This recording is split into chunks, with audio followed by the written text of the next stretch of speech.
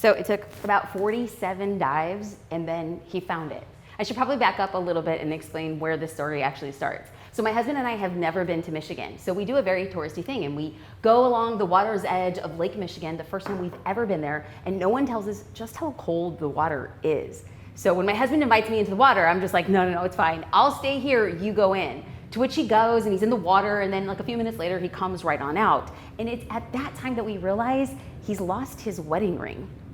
And obviously we're both very disappointed, and he runs back into the water insisting that he could find the wedding ring, when I'm like, it's one of the largest bodies of water in the United States. You're gonna find your wedding ring? So he goes back in, the water's freezing, probably ice cubes floating around the water. I'm being a bit dramatic, but it was cold. And he kept on diving, and he kept on diving, and he kept on diving. And I'm yelling from the shore, it's okay, don't worry, it's a ring.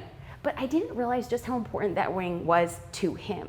We're high school sweethearts. That wedding ring was unparalleled in his life, and he remained undaunted. And now, against all odds, and now the story sounds totally crazy, my husband finds his wedding ring at the bottom of Lake Michigan.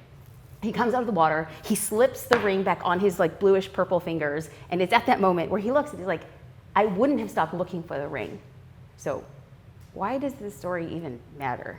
If you've made it to this point in the video, I'm gonna be asking you, what drew you in? Actually, what made you care? This is the thing I try telling a lot of business owners when it comes to creating content. Oftentimes what we want to do for our business or for our brands is we want to be able to create pieces that obviously are connected to our business, but what about connected to our journey? A good story requires a main character who encounters a guide after going through a struggle. Now, it is the struggle, it is the journey that makes us as an audience care that when the character is victorious or when the problem is resolved, that we then too become a part of that person's journey and story. So let's put this in practical terms. Think about the content you're sharing on Instagram or Facebook or any social platform.